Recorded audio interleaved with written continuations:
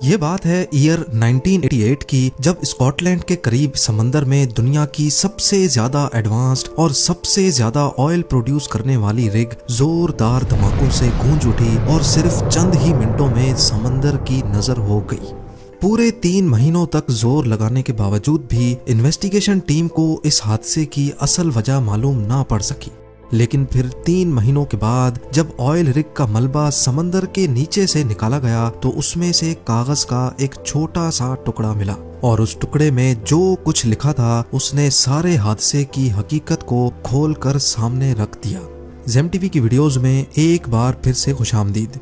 नाजरीन, 1976 में स्कॉटलैंड के शहर एबरडीन से 190 किलोमीटर दूर वीरान समंदर के ठीक इस हिस्से में ऑफशोर ऑयल प्लेटफॉर्म, जिसको पाइपर अल्फा कहा जाता था, उसने ऑयल की एक्सट्रैक्शन और प्रोडक्शन का काम स्टार्ट किया।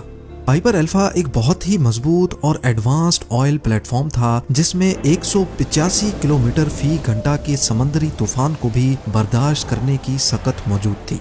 था तो ये समंदर के एक ऐसे हिस्से में जहां दूर दूर तक कोई शहर आबाद नहीं, लेकिन पाइपर अल्फा अपने आप ही एक शहर था, क्योंकि एक वक्त में यहाँ 226 वर्कर्स रहते थे जो शिफ्टों में 24 घंटे काम किया करते थे।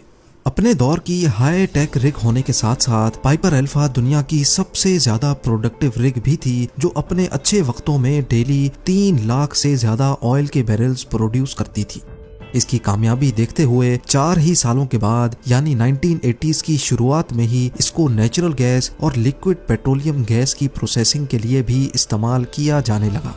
इसका टोटल वजन 20,000 टन था, जो तकरीबन 100 ट्रेन इंजन्स के बराबर बनता है। और अगर इसकी ऊंचाई का अंदाजा लगाया जाए तो ये समंदर के सरफेस से 90 फीट ऊंची थी, जबकि इसका आधे से भी ज्यादा हिस्सा समंदर के अंदर हुआ करता था। जी हाँ, ये फ्लोटिंग ऑयल प्लेटफॉर्म नहीं था, बल्कि हैरत अंगेज तौर पे इसकी फाउंडेशन 750 फीट समंदर के बॉटम से उठाई गई थी।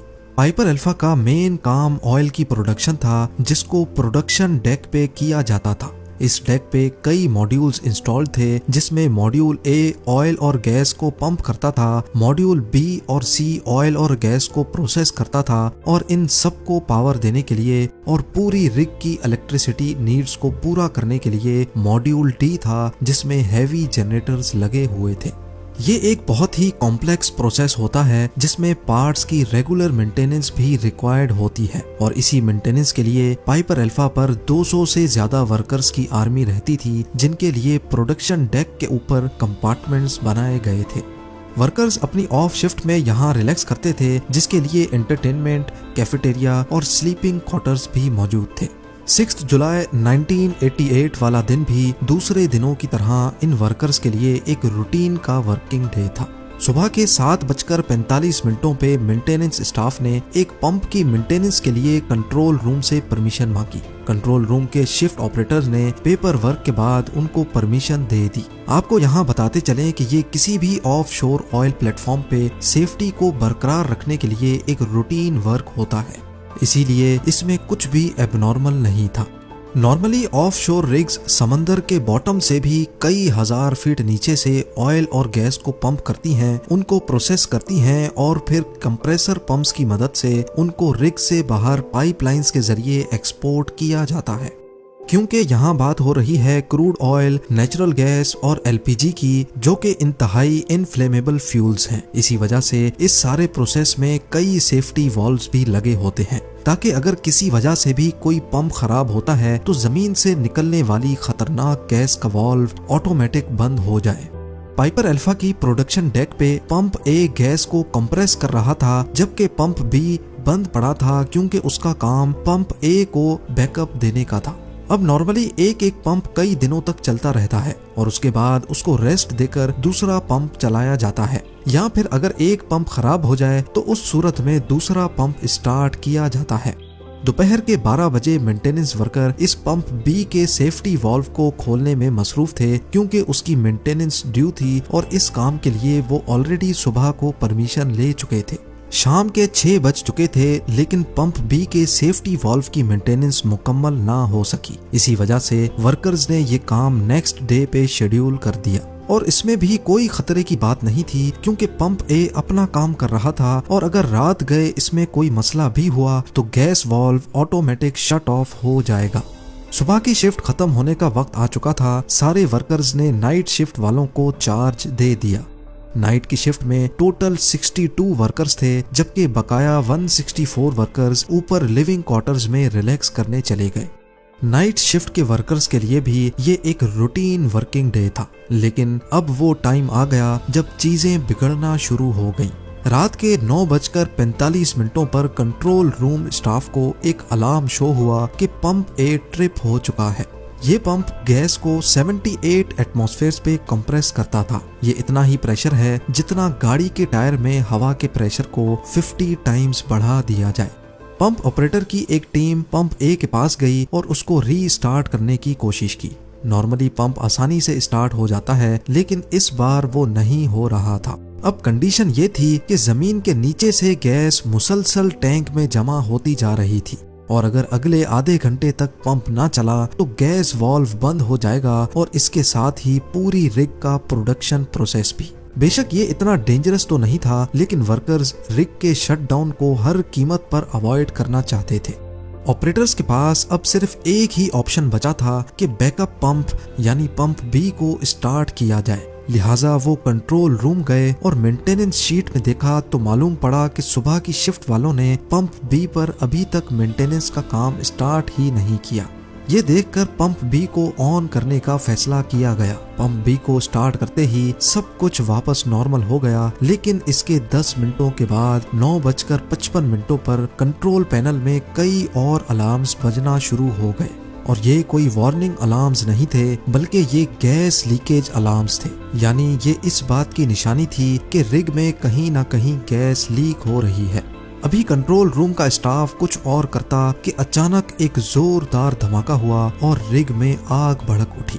पास गुजरती हुई एक मेंटेनेंस शिप के कैप्टन ने ये पूरा मंजर देखा, जिसने बताया कि रिग में पहले ब्लू कलर का फ्लेम भड़का था। इस धमाके ने तो जैसे पूरी रिग में हलचल मचा दी। कुछ वर्कर्स ने पानी में छलांग लगाकर अपनी जान बचाई तो कुछ एसओपी को फॉलो करते हुए हेलीकॉप्टर रेस्क्यू का वेट करने लगे। इतने में रिग का तमाम ऑटोमेटिक सेफ्टी सिस्टम एक्टिवेट हो गया, जिसने जनरेटर्स, पंप्स और कंप्रेसर्स सबको बंद कर दिया। वो जहां 24 घंटे शोर शराबा रहता था, वहां अब एक खौफनाक खामोशी छा गई। लेकिन ये खामोशी ज्यादा देर ना चल सकी। 10:20 पे रिग में दूसरा धमाका हुआ। अब धुएं और भड़कती आग की वजह से हेलीकॉप्टर रेस्क्यू का सवाल ही नहीं था। पास मौजूद शिप्स जो अंडर वाटर पाइपलाइंस इंस्टॉल कर रही थीं, वहां से ये पूरा मंजर देखा भी गया और उसको रिकॉर्ड भी किया गया। इस वक्त तक ये खबर आग की तरह फैल चुकी थी। यूरोप समेत पूरी दुनिया के न्यूज चैनल्स इस हादसे को रिपोर्ट करने लगे। अभी आग बुझाने के लिए कुछ और किया जाता कि एक तीसरे धमाके ने पूरे पाइपर अल्फा को हिला दिया, जिसके नतीजे में प्रोडक्शन मॉड्यूल्स और लिविंग क्वार्टर्स समंदर में जा गिरे। वो दिन जो एक रूटीन वर्किंग डे था, वो अब तारीख का अफसोसनाक दिन बनने जा रहा था। पाइपर अल्फा के हादसे में 167 वर्कर्स अपनी जान से हाथ धो बैठे, जबकि 59 वर्कर्स इंतहाई मुश्किल हालात में अपनी जान बचाने में कामयाब हुए। पहले धमाके से लेकर तीसरे धमाके तक पाइपर अल्फा को तबाह होने में पूरा 1.5 घंटा लगा और इस खबर ने सबसे बड़ा धचका ऑयल इंडस्ट्री को दिया। दूसरी रिग्स पर काम करने वाले वर्कर्स ने अपनी जॉब से रिजाइन करना शुरू कर दिया और कई ऑयल प्लेटफॉर्म्स को सेफ्टी चेकअप्स के नाम पे बंद कर दिया गया। सबसे बड़ा सवाल ये उठाया जा रहा था कि आखिर इतनी एडवांस्ड और इतनी प्रोडक्टिव रिग कैसे तबाह हुई।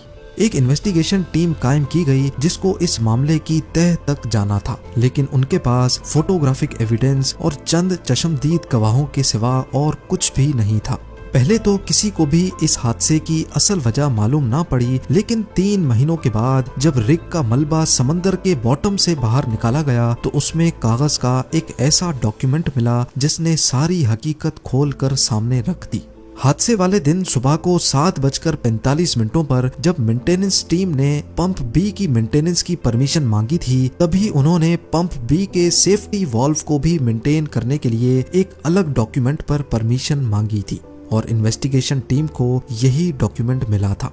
नाइट शिफ्ट वालों ने पंप बी को ऑन करने से पहले ये तो देखा कि पंप बी पर मेंटेनेंस स्टार्ट नहीं की गई, लेकिन उन्होंने दूसरे ही बॉक्स में पड़े पंप बी के सेफ्टी वाल्व को रिमूव करने का डॉक्यूमेंट नहीं देखा, जिसको असल में डे शिफ्ट वाले पहले ही रिमूव कर चुके थे। पंप और सेफ्टी वाल्व दोनों अलग अलग रूम्स में मौजूद होते हैं, इसी वजह से किसी ने भी ये नोटिस नहीं किया कि पंप बी का सेफ्टी वाल्व मौजूद ही नहीं है। पंप बी के सेफ्टी वाल्व ना होने की वजह से उसमें से गैस लीक हुई और 10 मिनट के अंदर ही गैस मॉड्यूल की फायरवॉल फाड़कर बाहर निकल गई और अचानक उसमें आग भड़क उठी। मॉड्यूल सी में भड़कने वाली आग जल्द ही मॉड्यूल बी तक पहुंच गई, जहां हजारों टन क्रूड ऑयल सिलेंडर में मौजूद था। इस क्रूड ऑयल को आग लगने से दूसरा धमाका हुआ, जिसने एलपीजी की गैस लाइन को डैमेज किया और एलपीजी गैस लाइन डैमेज होने की वजह से तीसरा धमाका हुआ। अगर आपको इस धमाके की नोयत का अंदाजा लगाना हो तो बस ये जान लें कि पाइपर अल्फा में जिस वक्त आग लगी उस वक्त उसमें इतनी गैस मौजूद थी कि उससे पूरे यूनाइटेड किंगडम की डोमेस्टिक खपत को पूरा किया जा सकता था। इस एक छोटी की गलती की वजह से न सिर्फ कंपनी को 2 अरब यूएस डॉलर्स का नुकसान हुआ, बल्कि कई कीमती जानें भी इस हादसे में जाया हुई। आज भी स्कॉटलैंड के शहर एबरडीन में इन वर्कर्स की याद में एक स्कल्पचर पार्क मौजूद है, जहां उनकी फैमिलीज रेगुलर विजिट करती हैं। उम्मीद है जेम टीवी की ये वीडियो भी आप लोग भरपूर लाइक और शेयर करेंगे। आप लोगों के प्यार भरे कमेंट्स का बेहद शुक्रिया। मिलते हैं अगली शानदार वीडियो में।